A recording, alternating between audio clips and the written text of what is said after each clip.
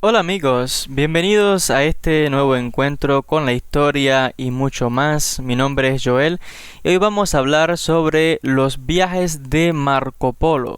Vamos a analizar la veracidad de los viajes de este famoso viajero que tanta curiosidad ha despertado por las personas de toda Europa, diferentes, digamos, descubridores como Cristóbal Colón y otros tantos se inspiraron en su momento por las historias narradas en los famosos viajes de Marco Polo, este libro tan conocido que narraba las peripecias, las aventuras del famoso explorador veneciano.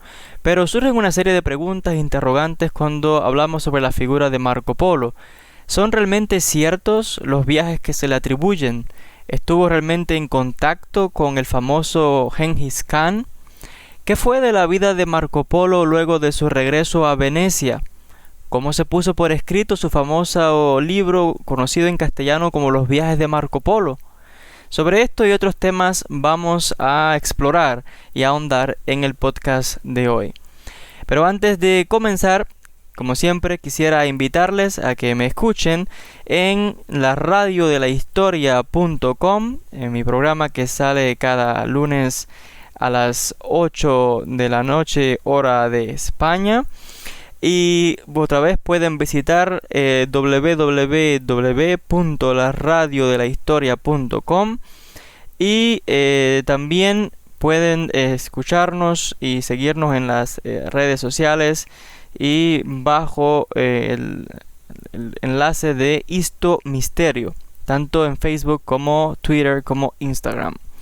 Así que ya pasando al tema del podcast, sin más dilación, hablaremos sobre Marco Polo y sus aventuras desde el punto de vista de la historia. Vamos a cuestionar un poco estas peripecias, pero antes de entrar directamente con Marco Polo y sus aventuras, tenemos que situarnos históricamente en el contexto en que supuestamente se desarrollaron todos estos viajes, estas travesías.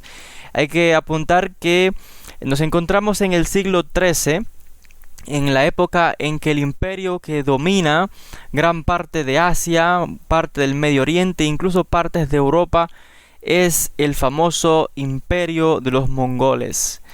Tenemos que este es un imperio muy poderoso que fue fundado por el guerrero Temujin, que unió a todas las tribus mongolas bajo su mando hacia el año 1206, cuando fue proclamado Gran Khan bajo el nombre de Gengis Khan. Y a partir de aquí pues comienza una serie de etapas de expansión, de conquista, que realmente van a llevar al dominio de grandes extensiones de tierra, de grandes territorios. Se dice que aproximadamente 33 millones de kilómetros cuadrados de extensión abarcaba el imperio mongol, desde la península de Corea hasta el río Danubio, y albergaba una población de más de 100 millones de habitantes. Se nos dice que incluía regiones tan ricas e importantes como China, Mesopotamia, Persia, Europa Oriental, parte de la India, Rusia y otros territorios. Por tanto, estamos viendo que es un territorio bien grande, con una expansión significativa, donde encontramos una población muy diversa que practican diferentes religiones, y aquí vemos realmente en este contexto como estos mongoles, realmente valientes guerreros, capacitados, expertos, jinetes, realmente arqueros experimentados, con una maestría militar y con una rapidez, se expanden, invaden todos estos territorios, conquistando, pero también dejando detrás todo un rastro de muerte y destrucción a su paso, y dominando en este caso con mano fuerte todos estos territorios, hasta el punto que en Europa se comenzó a temer fuertemente la presencia de los mongoles, hasta el punto que pensaban que iban a dominar toda Europa, porque parecía que no podían ser detenidos. Pero cuando llega un momento en que se percatan, ¿no?, de que los mongoles pues resulta imposible continuar con su extensión, los europeos comienzan a considerar a los mongoles, en vez de enemigos, tal vez en este caso como posibles aliados contra uno de los enemigos más antiguos de las grandes potencias europeas, en este caso los turcos. Sucede entonces que nos encontramos con que diferentes monarcas de Europa, incluso hasta el mismo Papa, enviaron delegaciones para entrevistarse con el famoso Genghis Khan. Se nos cuenta de que en el año 1245 el Papa Inocencio IV envió al sacerdote Giovanni da Pian del Carpini a que se encontrase con el gran líder mongol Genghis Khan. Se nos cuenta de que incluso más tarde otro monje llamado William de Rubruck hizo un viaje similar, en este caso representando al rey de Francia, aunque ambas visitas diplomáticas se nos cuenta de que fueron un fracaso. La ruta que Carpini, este enviado del Vaticano, siguió, pues fue adoptada por otros viajeros que a la hora de viajar hasta estas zonas de Asia, pues siguieron la ruta de Carpini, y se nos dice que cerca del año 1260 y algo, los hermanos venecianos Maffeo y Niccolo Polo, regresando de una misión de comercio en la zona de Crimea, porque eran comerciantes estos hermanos, se encuentran que la ruta de regreso a casa se encontraba bloqueada por los mongoles. Por tanto, tuvieron que hacer todo un desvío bien largo, dificultoso, y resulta ser que en esta ruta alternativa que tomaron de regreso a Venecia se encuentran con el embajador mongol que les invita a que se una a él y que visiten juntos China. Los hermanos Polo se unen a este embajador de Mongolia y marchan a China, y allí pues tienen éxito y lograron lo que los monjes enviados por los países o estas potencias de Europa no pudieron lograr. Se dice que estos hermanos Polo pues estuvieron cierto tiempo allí, y cuando regresan a Europa incluso regresaron con una carta del mismísimo Kublai Khan para que le entregase al Papa. Y en este caso también el Khan como emperador, como gobernante también de China en este caso. Sucede entonces que para el año 1271 los hermanos Polo regresan a China nuevamente. Esta segunda expedición fue diferente, porque en esta segunda expedición llevaban consigo al hijo de Niccolo, que se llamaba Marco, que tenía unos 15, 17 años aproximadamente, dicen algunos. Y aquí es cuando encontramos por primera vez al famoso Marco Polo, todo un joven que va en este viaje con su padre y su tío, toda esta nueva comitiva que va de regreso hacia China.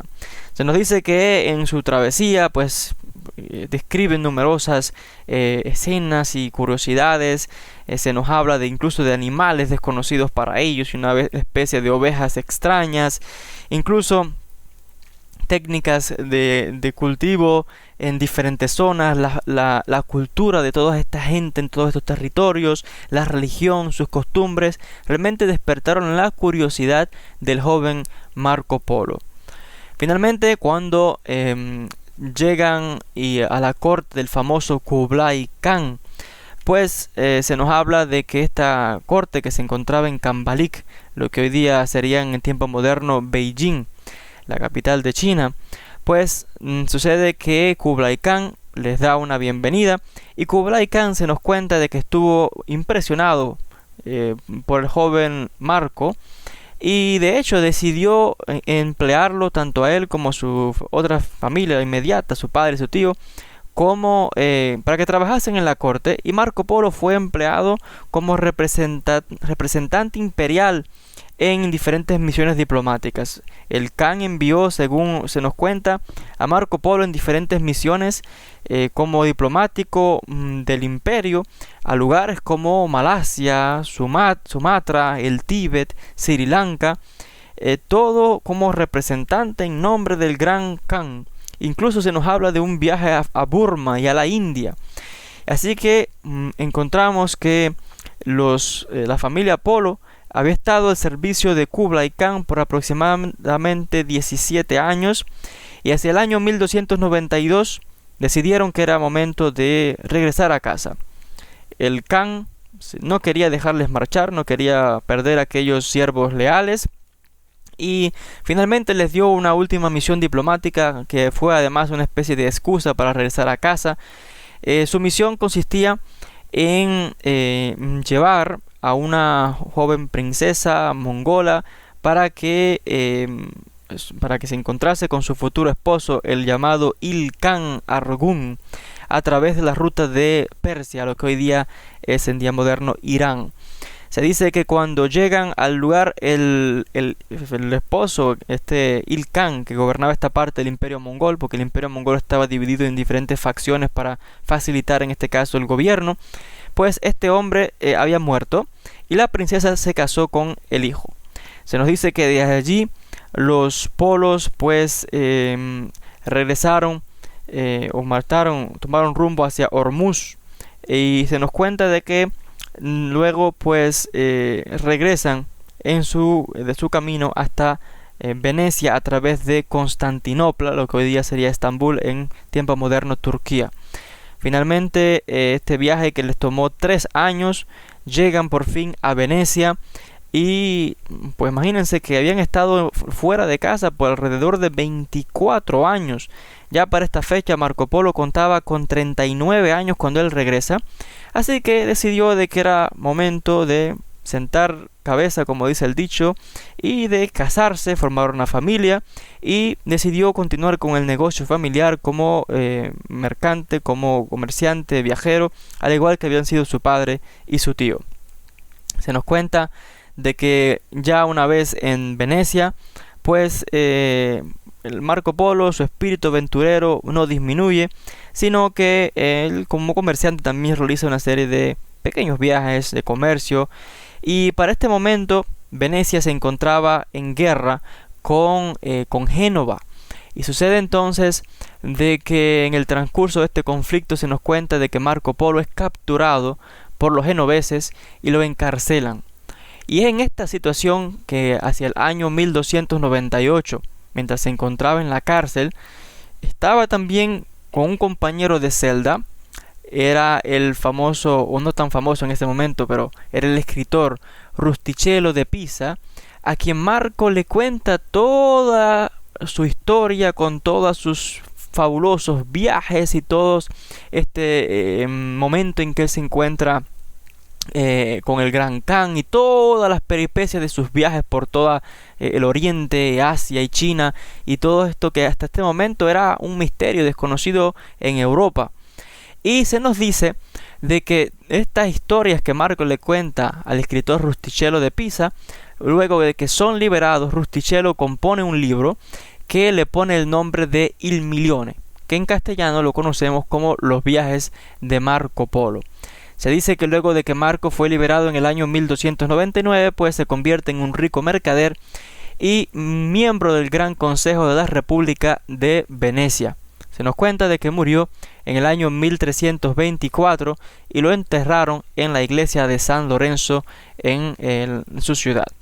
Y de hecho, la fama que adquiere Marco Polo y la popularidad de este libro pues fue tal que de hecho inspiró a otros viajeros como el conocido Cristóbal Colón, que de hecho se dice que poseía un ejemplar de este libro de los viajes de Marco Polo cuidadosamente anotado.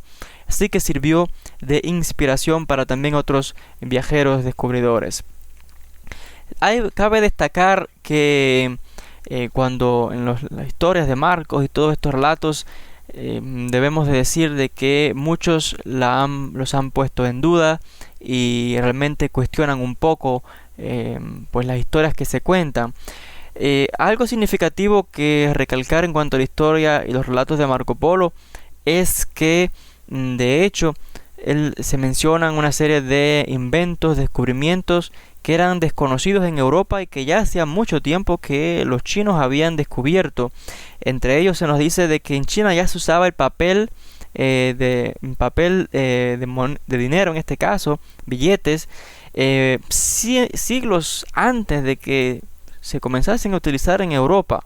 De hecho, también antes de que apareciese la famosa imprenta en Europa, y que de hecho se le da crédito como que la imprenta ya fue inventada en territorio europeo, realmente no es verídico, porque mucho tiempo antes ya existía en China. Se había inventado una serie de técnicas de impresión de caracteres para publicar libros.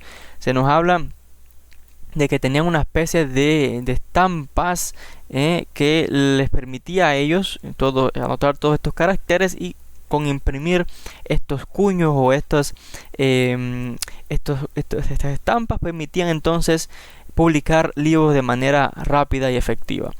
Se nos habla también de que Marco describe también la famosa cerámica, las porcelanas de China, como algo también importante. Él habla de que en China los chinos utilizaban una piedra negra y que desprendía calor, la quemaban.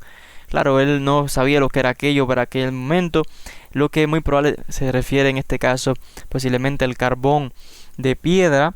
También menciona de cómo los chinos pues habían inventado la pólvora. No solamente los chinos también inventan el papel, sino la pólvora, y que más tarde sería luego utilizada por supuesto en la guerra, pero en China principalmente lo utilizaban para los famosos fuegos artificiales.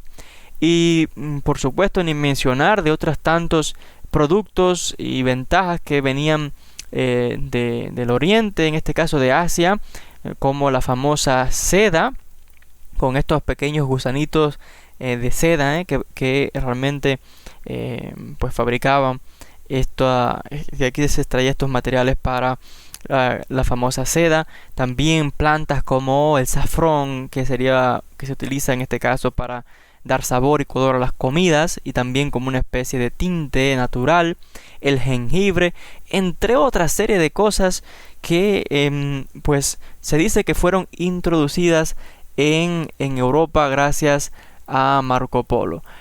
Hay una serie de detalles que ya les apuntaba de que se han cuestionado en cuanto a las historias que se narran en el libro de los viajes de Marco Polo, porque muchos dicen que Rustichello inventó otra serie de detalles, agregó muchas cosas que no parecen estar en consonancia con los hechos históricos, y de hecho muchísimos historiadores han cuestionado los relatos, han puesto en duda aspectos como que Marco Polo narra de que fue gobernador por cierto tiempo en cierta parte de China.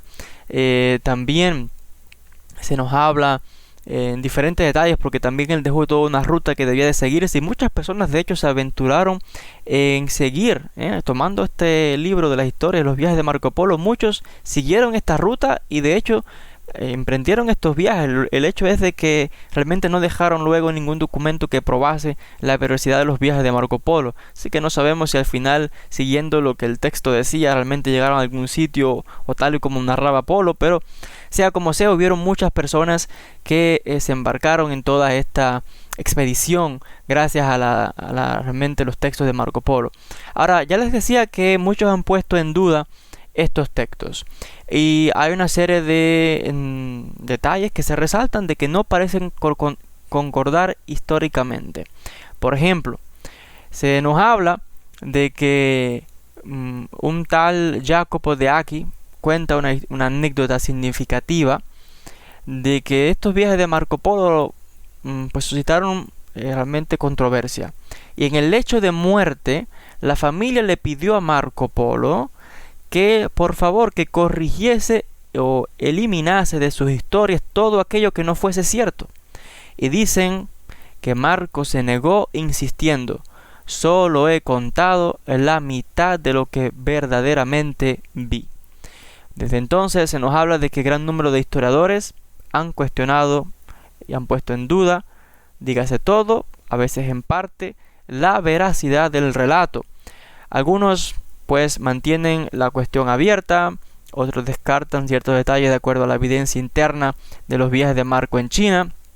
Incluso se nos habla de que posiblemente Marco solamente llegara a ciertas partes de Asia Central, como Bukhara, o en este caso Bukhara, que se encuentra en Uzbekistán, o tal vez Karakorum, que era la capital del imperio mongol en un cierto momento de la historia, y que todos estos detalles de que él cuenta de sus viajes en territorio chino como tal, algunos dicen que quizás nunca ocurrió. ¿Por qué dicen esto algunos historiadores? Primeramente, porque la mención de Marco Polo no aparece en ninguna fuente histórica ni china ni mongola.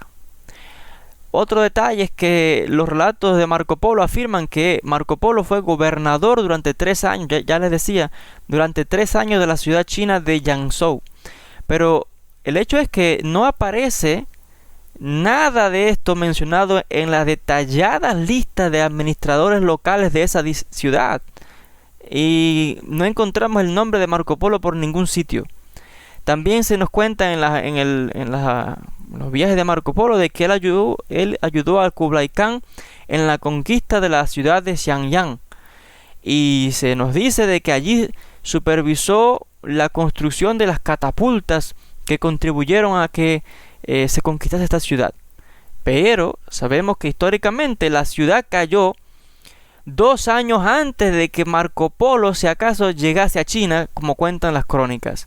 Y de hecho, ni las crónicas chinas ni las crónicas persas dan los nombres de los mencionan a Marco Polo y a su familia como construyendo estas catapultas, sino que más bien dicen que estas catapultas fueron construidas por una familia procedente de Siria. O sea, aquí desmiento otra vez la historia de Marco Polo. Algo interesante es que Marco Polo en su viaje no menciona la famosa Gran Muralla tan popular y tan conocida, que aunque es cierto que para este momento se encontraba parcialmente en ruinas, pero aún así algo significativo y no lo menciona. También se nos dice que no menciona algo tan importante en la cultura china como el té, una bebida muy importante. Marco no lo menciona. Tampoco menciona la escritura china, y de hecho los nombres que él utiliza en su texto dice que más bien utiliza nombres que parecen venir de la escritura mongola, pero principalmente de la escritura persa. Y de hecho esto despertaba la curiosidad de varios investigadores.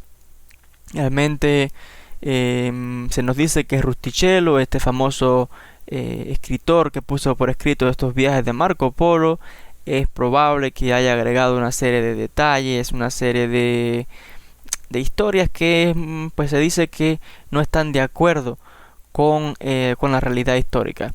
De hecho, hay toda una leyenda, ¿no?, que cuenta que Marco Polo fue el que introdujo en Italia, y esto lo menciono como curiosidad. Dicen que él fue el que introdujo en Italia algunos productos de China, entre ellos los helados, la piñata, la pasta, especialmente los espaguetis. Pero otra vez esta leyenda es cuestionada porque tenemos pruebas de que la pasta ya era conocida en Grecia y en Italia desde la antigüedad. De hecho, en España, en la España árabe, en la famosa Al-Ándalus, ya tenemos referencias escritas acerca de fideos, que se ya conocían como aletrí en aquel momento. Encontramos la existencia de fideos en la España musulmana desde el siglo XII, 100 años antes de los viajes famosos de Marco Polo. Así que, al final, todo está entre el misterio, la leyenda. Bien pudiera ser de que este escritor pues agregara una serie de detalles más para darle todavía más popularidad, este tal Rustichello de Pisa. A Marco Polo quizás no le molestó que Rustichello agregara aquellos detalles, porque al final lo que le daba era fama, prestigio, dinero, una reputación importante. Y al final, ¿quién iba a emprender todos estos viajes y travesías para comprobar si era cierto o no? Y aquellos que emprendieron el viaje no dejaron ninguna prueba corroborando los viajes y la veracidad de lo que Marco Polo decía.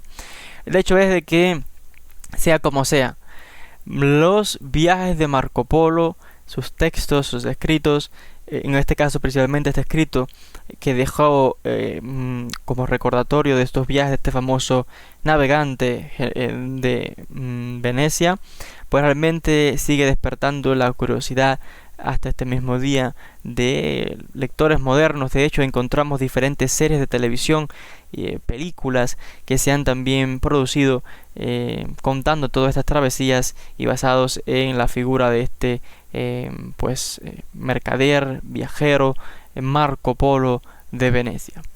Hasta aquí entonces con este podcast. Ya ha llegado el momento de despedirse, siempre agradeciéndoles a todos por su atención, recordándoles que si les ha gustado no dejen de suscribirse a mi canal para estar al tanto de las novedades y seguir los próximos capítulos. También recordarles que no dejen de revisar el contenido adicional del canal, los demás materiales y así continuar aprendiendo. Agradecidos a todos por la atención y hasta un próximo encuentro. Saludos para todos.